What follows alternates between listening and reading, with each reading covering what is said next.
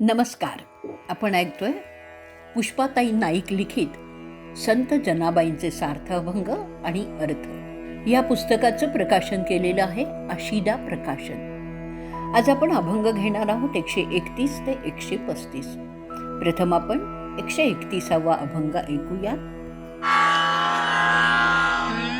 शेट्या झाला हरी, द्रव्य गोणी लोटी द्वारी, बुद्धी सांगे राजाईसी, तुम्ही न छळावे नाम्यासी. अवघ्या वित्तासी वेचावे, सरल्या मजपाशी मागावे. विठ्ठल शेट नाम माझे, नाम याला सांगावे. आता उचित दासी, ऐसे बोले राजाईसी. ऐसे बोलोनिया गेला, जनी म्हणे नामाला. ऐसे बोलोनिया गेला, जनी म्हणे नामाला. अर्थ: शेटजींच्या रूपात म्हणजे धनिक होऊन हरीच आलाय आणि द्रव्याच्या धनाच्या गोण्याच्या गोण्या नामदेवांच्या दारात टाकण्यास सुरुवात केली. राजाईच्याच बुद्धीला तिलाच तो विवेक कळून आला की दारी आलेलं धन नामदेवांना विघ्नच वाटतंय. हे तिने ओळखल्याने ती म्हणतेय की तुम्ही नामदेवांना छळू नका. शेटजी रूपी हरी राजाईला सांगतात, या सगळ्या धनाला तू वेचून घे आणि जर संपलं तर माझ्याजवळ परत माग. नामा आल्यावर मी विठ्ठल शेट आलो आहे म्हणून नामदेवाला सांग. जाता जाता राजाईला विठ्ठल रूपी शेटजी सांगतात की तुमच्या घरी योग्य सारासार विवेकबुद्धी असलेली जनाबाई नामक दासी आहे. असं सांगून शेटजी निघून गेले आणि त्याच वेळी जनाबाईची आणि नामदेवांची भेट झाली. जे नामदेव विठ्ठलाच्या भक्तीपुढे सगळं काही तुच्छ समजणारे असे नामदेव जनीच्या जीवनात आले. संतांच्या प्रपंचाची काळजी देवच वाहतो ना.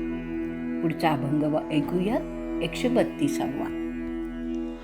नामदेवाचे घरी, 14 जण स्मरती हरी.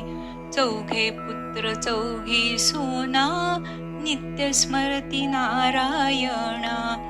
आणि कमाय बाप पाही, नामदेव राजाबाई. आऊबाई लेकी निंबाबाई, बहिणी 15वी दासी जनी.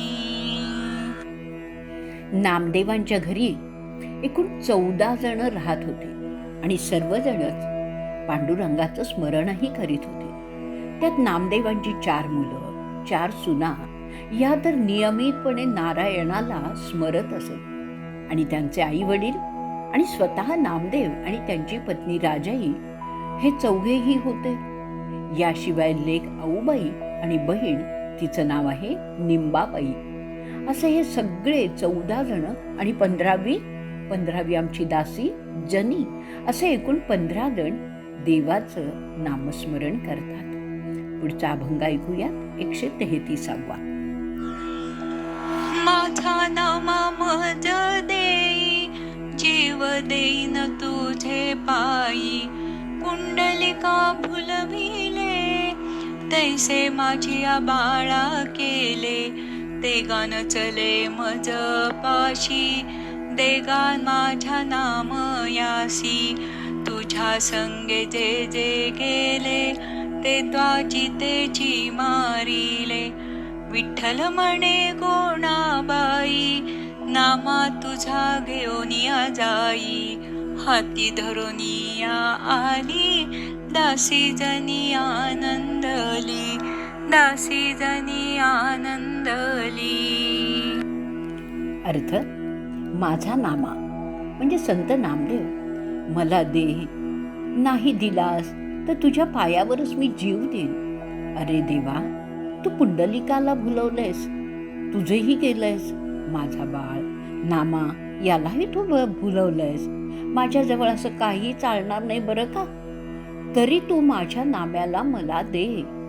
तुझ्याबरोबर जे जे गेले त्या त्या सगळ्यांना या भवसागराच्या पलीकडे तू नेलेला आहेस. जणू काही त्यांना तू जिवंतच मारलेलं आहेस, म्हणजे तुझंच करून घेतलेलं आहेस रे. असं गुणाई विठ्ठलाशी बोलल्यानंतर विठ्ठल गुणाबाईला म्हणतायत, तुला तुझ्या नाम्याला न्यायचा आहे ना, खुशाल घेऊन जा. गुणाई नाम्याच्या हाताला धरून परत आणताना जनीने बघितलं आणि तिला खूप आनंद झाला. पुढचा अभंग 134वा ऐकूयात. धरा सतराचा हो मेळा, कारखाना झाला गोळा, वाजविती आपुल्या कळा, प्रेम बळानंदे, धडतो नामाचा चौघडा, ब्रह्मी ब्रह्मरूपीचा बुडा, संत ऐकता ती कोडा, प्रेम बळानंदे. नामा दामा दोनी काळू, नामा विठा दमा मे पैलू, चौघे सुना चारी हेलू, कडा कडा बोलऊ मटती, गोंदा म्हादा करणी करी, नादे दुमदुमली पंढरी, आऊ बाई तुतारी, मंजुळ उमटती स्वरी, गोणाबाई नौबत पल्ला, नाद अंबरी कोंदला, राजाई झांज मंजुळ बोला, मंजुळ स्वर उमटला, जनाबाई घड्याळ मोगरी, घटका भरता टोला मारी, काळ व्यर्थची गेला तरी, गजर आनंदे करी, गजर आनंदे करी. प्रथम आपण यातले शब्दार्थ बघूयात. हुडा, हुडा म्हणजे जत्रा, रास, लोंग, बुरुज. 2. दमामा, दमामा म्हणजे मोठा नगारा. कोंडा, कोंडा म्हणजे कबतक. हेतू सूर, करणी कार्य, घड्याळ, मोगरी, लाकडी हातोडा. अभंगाचा अर्थ ऐकूयात. चंद्राच्या 16 कला आहेत आणि 17वी कला ही जीवन कला आहे. स्वरूपानुभवाचा आनंद म्हणजे जीवन कला. जणू या 17 कला एकत्र आल्या आणि प्रत्येक कला स्वतःची कला प्रेमानंदाने ते वाजवून दाखवित आहेत. नामाचा चौघडा वाजतोय, ब्रह्मात सर्वत्र ब्रह्मरूपाची जत्रा भरलेली आहे आणि मोठ्या प्रेमानंदाने कौतुकाने सर्व संत जण हरिभजनाचा कौतुकाने गजरही ऐकत आहे. नामदेव आणि त्यांचे वडील दामाशेटी हे काळा सावळा असलेल्या विठ्ठलाचे दोन्ही भक्त असून नामदेवांचा मुलगा विठा हा मोठा नगारा वाजवीत असून त्यामधून ध्वनी नादाच्या विविध छटा ऐकवीत आहे. नामदेवांच्या चौघीही सुनांनी 4 प्रकारचे सूर लावलेले असून त्यांचे बोल मोठमोठ्यांदा असमंतात उमटत आहे. गोंदा आणि म्हादा त्यांचं कार्य करीत आहेत. सगळी पंढरी विविध नादांनी दुमदुमलेली आहे. आऊ तुतारी वाजवत असून तिचा मंजूळ स्वर सर्वत्र निनादत आहे. गोणा नौबत वाजवत आहे, जिचा नाद आकाशी भरलेला आहे. राजाई झांजेतून मंजूळ बोल काढीत आहे, त्याचा सुद्धा मंजूळ रव निनाद सर्वत्र होत आहे. तासातासाने घड्याळीचा लाकडी हातोडा जसा टोल मारतो ना, तसाच जनाबाई काळाचा एक एक तास मोजते आणि प्रत्येक तासातील काही क्षण वाया गेले तर नाहीत ना. प्रत्येक क्षण हरिभजनातच आणि तो सुद्धा खूप आनंदानेच ते घालवत आहेत. पुढचा अभंग ऐकूयात 135वा. विठोबा चला मंदिरात, गस्त हिंडती बाजारात, रांगोळी घातली गुलालाची, शेजम्या केली पुष्पांची, समया जळती अर्धरात्री, गळ्यामध्ये माळ मोत्यांची, नामदेवाला सापडले माणिक, घेतले जनीने हातात, घेऊन गेली राऊळात, गस्त हिंडती हकीमाची बाजारात, गस्त हिंडती हकीमाची बाजारात. अर्थ, जणू काही विठोबा देवळाच्या बाहेर आला म्हणजे सर्वत्र दिसू लागला. जणू भक्तीचा खेळ आटोपला आणि सगळे भानावर आले, भक्तिभावातून बाहेर पडले. आणि जनाबाई विठोला सांगत आहे की विठोबा आता मंदिरात चला, गस्त घालणारे बाजारात हिंडत आहेत, तुझ्यासाठी गुलालाची रांगोळी काढली आहे, झोपण्यासाठी फुलांची शेज सजवून ठेवली आहे.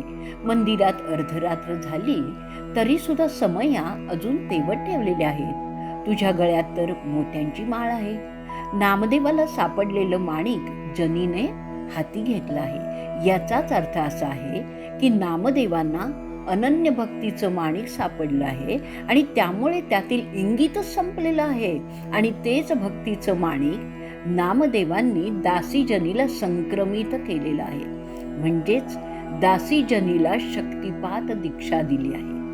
खरा परमार्थाचा ठेवा त्या दोघांनाही सापडलेला आहे. जनी ते अनन्य भक्तीचं माणिक घेऊन देवळात गेली आहे आणि बाकीचे मात्र नुसते पहारा करीत बसलेले आहेत, गस्त घालीतच राहिलेले आहेत. आजचा भाग आपण इथे संपवणार आहोत. जय जय राम कृष्ण हरी, जय जय राम कृष्ण हरी.